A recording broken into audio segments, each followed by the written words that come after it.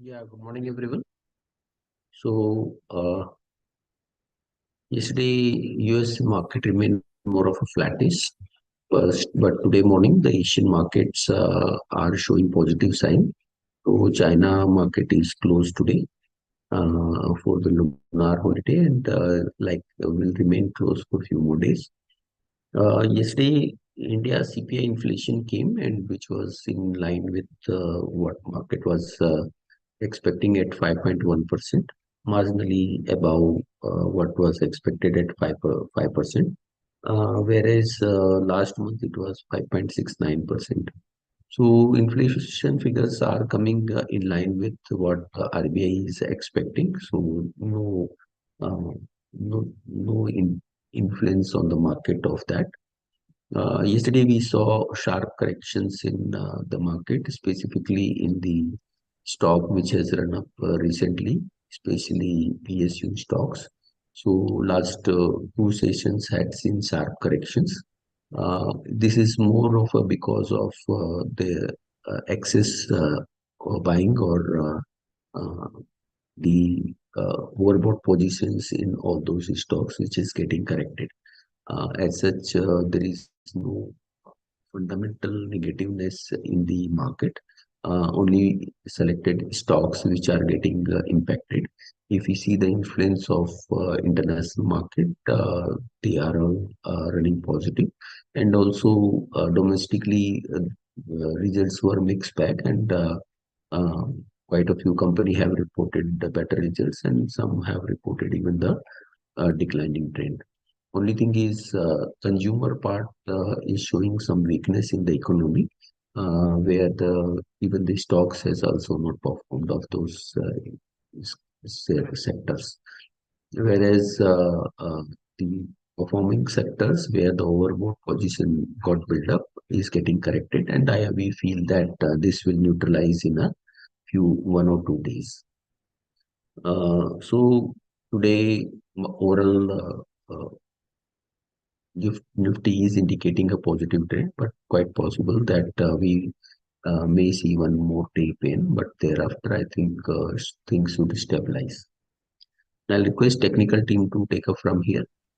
Thank you, sir. Good morning, all of you. This is Swati. Today, the market is likely to open on a slightly flattish note, and we're likely to witness some range-bound trading session.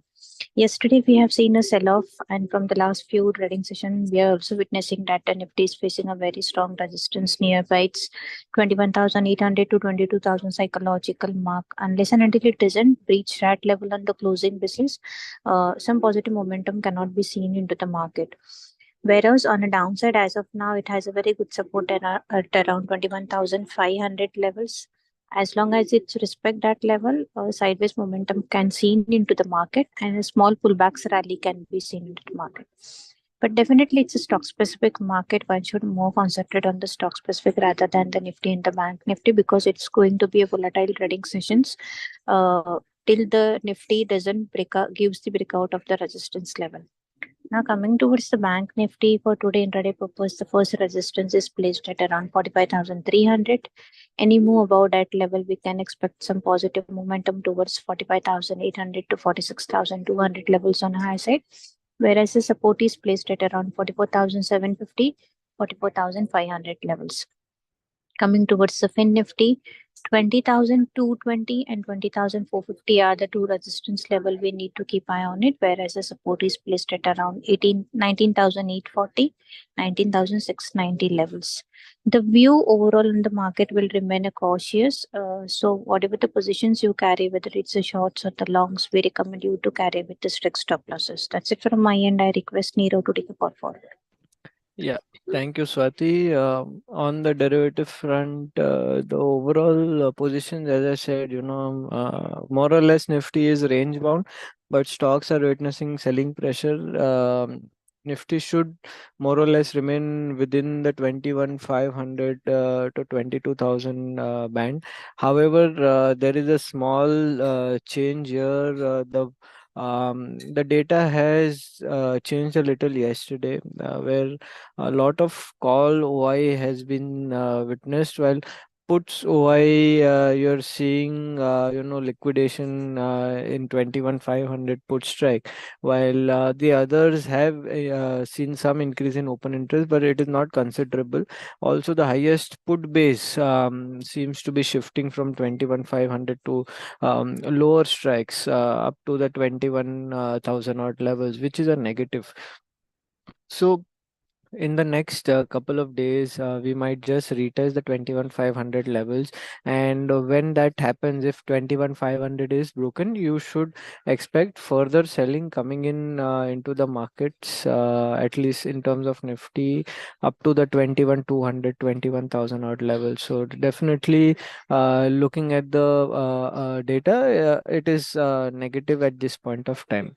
From the stock specific front, IT seems to be witnessing good buying along with pharma sector.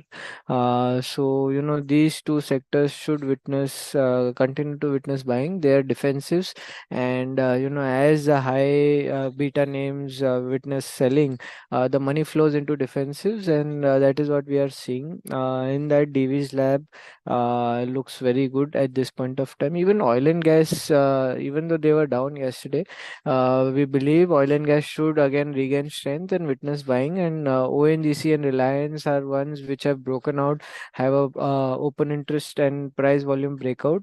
So these stocks can also witness good buying. So yeah, look out for the same. That's it from my side. Like to have the fundamental team to take over, please. Good morning. On the result side, Time Technoplast result has improved. Revenue was up 11% sequentially, 17% year on year. EBITDA margin have been improving since last few quarters. They were at 14.4% compared to 14% in September, and last year 13.4%. This led to a good increase in profits to 91 crores compared to 70 crores in September quarter and 61 crores in last year. So it's almost 45-50% kind of jump in profits. Also, there is other news in the company that board has approved this investment of 50% business in the Middle East at a valuation of around 207 crores. So around 100 odd crores would be coming to the company. This business forms around 7.5% of the total consolidated revenue. And the whole transaction is expected to be completed in 3 months. Apart from this, board has also approved sale of non-core assets like land, building, and plant and equipment for a total value of 125 crores. So the total amount of around 225 crores plus some other non-core assets as well would aggregate to around 250 odd crores, which will be used by the company to repay debt, as well as possibility of one-time dividend to shareholders is there. So combined with the results, these news are also positive for Time Techno. Stock can outperform going forward. Repco Home Finance result is okay. Profits were flat sequentially. Loan growth continues to remain weak at just 2% sequentially, 8% year on year. And management has been giving guidance that loan growth will improve to 12-13% going forward, but that has not been happening since many quarters now. And that's the reason that stock continues to trade cheaply at just one-time price to book, despite of having a good ROE of 3% and 15%. So we are neutral. JM Financial result has improved for most of the segments like NBFC, investment banking, AMC. On NBFC, the loan book has remained flat. However, credit cost came down from 3% to 1.3%. Consolidated ROE stood at 9%, and stock is trading at 1.1 times price to book. As the NBFC into developer financing, one would have imagined that with most of the real estate players growing very fast, the loan book would for JM would also have shown some traction, but that is not the case. It still continues to struggle, and that's the reason that stock will continue to trade at a close to one-time price to book. So we are neutral on JM as well. Thank you. Good morning. Bharat Forge result is in line with expectation as revenue came at 2,249 crores versus expectation of 2,218 crores, which grew by 6% on quarterly basis and 21% on yearly basis. This quarter revenue reached 350 crores primarily due to defense segment. EBITDA margin came at 29.3%. The company also secured a significant 550 crores new order in automobile, casting, aerospace, and defense with 90% export focus. The management also expects that the overall profitability will be maintained with a good improvement in the gross margin. It attributes a higher gross margin to favorable product mix, increased contribution from system and subsystem segment, and effective cost control side. The strong order continuation is anticipated in US, while Europe is expected to remain flat. At present, the stock is trading at PE of 50.7 times of FY24 EPS, and we are near-term neutral and positive in long-term on this stock. Samvardhan Motherson result came out and it is above expectations as revenue came at 25,697 crores, which grew by 10% on quarterly basis and 27% on yearly basis. The revenue from modules and polymer segment, which makes dashboard panels, rose by 16% in this quarter, driving a 27% rise in overall revenue. Its mainstay, that is wiring harness business, also grew by 22%. EBITDA came at 2,369 crores, which again grew by 26% on quarterly basis. And EBITDA margin stands at 9.2%. At present, the stock is trading at PE of 27.6 times of FY24 EPS. Thank you. Good morning. Vishnu Chemicals result seems to be declining. The revenue grew by 7% on a YY basis and EBITDA margin reported at 13.5% versus 16% in the same quarter last year. The management has highlighted domestic revenue has contributed around 53% of the overall revenue, while exports stood at 47%. While as a percentage of revenue, cost of goods sold and power costs has reduced for the quarter compared to the last quarter. Shipping cost has increased 145 basis points due to the Red Sea crisis. This has impacted the overall EBITDA. Overall chromium capacity is expected to achieve 75% utilization, and it has completed backward integration in sodium carbonate in Visakhapatnam. In terms of barium segment performance, the management is expecting 18 to 20% EBITDA margin in this vertical. Although there would be an impact of higher depreciation, which has grown by 89% on a YY basis, but PAT is expected to improve as the volumes will grow. In barium segment, the capacity utilization remained in the range of 55 to 60%, and it is expected to achieve 80% capacity by FY25. The management expects pickup in product realizations from Q1 FY25 onwards, and in the next year, the capex will be focusing on the vertical or backward integration. We are long-term positive on the stock, where the stock is trading at 18 times to TTM EPS. Anupam Rasayan India Limited result was below expectations. The revenue grew by 23% on a YY basis. The reduction was mainly on account of agrochem sales volume, where it was supplying to CSM customer to minimum quantities as per the contracts, and customers are still seems to be under pressure to liquidate its excess stocks. The EBITDA margin reported at 26.8%, and during the quarter, interest cost has also gone up by 79% on a YY basis. That has reduced the profitability. The stock is trading at a PE of 32 times to FY25 EPS, and our outlook is negative over the near term due to industry-wide challenges. Chemplast Sanmar Limited result was below expectations. Revenue degrew by 25% on a YY basis, and EBITDA margin reported at EBITDA was negative. The quarter EPS is negative 5.7, and the outlook is negative. Thank you.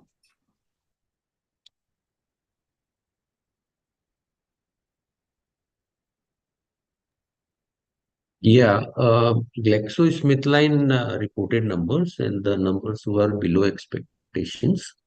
The numbers got impacted by NELM portfolio, which company has around 39% of their portfolio in NELM, and last year the portfolio got increased, and the impact of same is now getting reflected.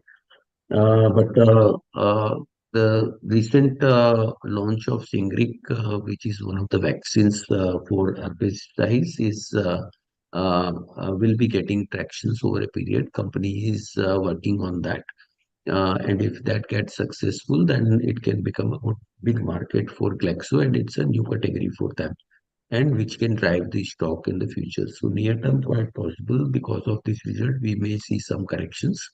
But looking at this opportunity for the futures, which is very large, if suppose that materialize, then the prices can see a good upside also.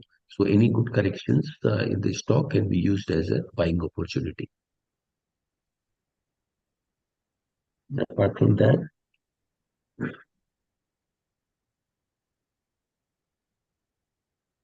Steel Authority of India has declared the result, and the results were above expectations.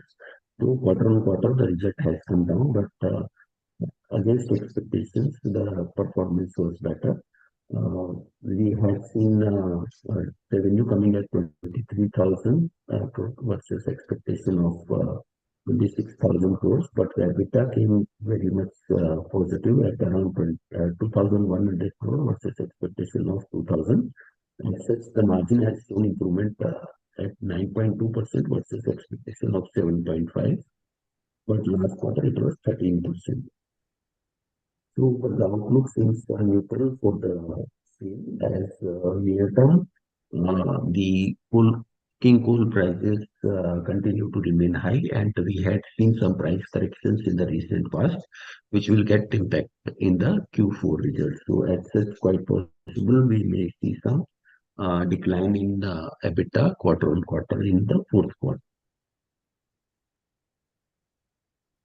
Apart from that, Coal India reported numbers, and the numbers were ahead of expectations. The volume of that came in at 191 million tons versus last quarter 173.6 million tons. Whereas revenue has increased by 2.8% year on year and 8% quarter on quarter. EBITDA has shown good improvement of almost around 39% quarter on quarter and 10% year on year.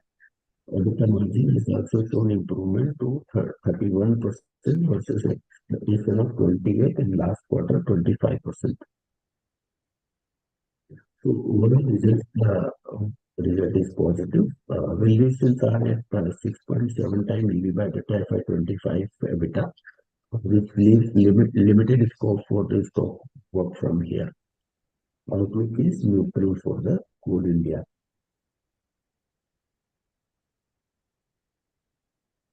That's all from me, and I'll request the commodity team to take up from here. Yes, sir. Thank you very much. Good morning, everyone. So in today's session, we are expecting some profit taking in gold and silver. So gold one can sell around 60 to 150, 200 levels, and we are expecting prices to test 61, 900 to 800 levels on downside. So maintain a stop loss of 60 to 400. Silver one can sell around 71, 400 and maintain a stop loss of 72,000. On downside, we are expecting 70,700 to 70,200 on downside. Whereas crude oil, we are expecting prices to test 64.50, 6500 on upside. So buying on dips around 63.50, 63.40 is recommended with a stop loss of 62.75. And natural gas, we are expecting prices to test 145, 140 on downside. So prices are weak below 160. So there could be some range bound movement from 140 to 160. Metal, we yesterday witnessed recovery from the lows, and prices had closed on the higher end. So we are expecting buy on dips strategy in metals. So copper one can initiate buy with a stop loss of 705, and on upside we are expecting 712 to 15 on upside. So from upside again, there could be some selling pressures. So one can also initiate a sell from 716 and maintain a stop loss of 720. In zinc, if prices are sustaining above 208 levels, then we are expecting a pullback till 211.12. So buying with a stop loss of 206 is recommended. That's it from me. I'll ask Utkarsh to take the call forward. Thank you, sir. Very good morning, all. For today's trading session in USD we are expecting some sideways to bearish momentum. So for intraday purpose, one can initiate a short positions in a range of 83.05 to 83.06 levels with a stop loss of 83.15 levels for the target of 83 and 82.95 levels. In GBP INR, one can initiate a short positions for intraday purpose. If we get any pullback around 104.82 levels with a stop loss of 105.02 levels for the target of 104.61 levels. And on the lower end, one can initiate also long positions around 104.61 level with a stop loss of 104.39 for the target of 104.90 levels. Thank you.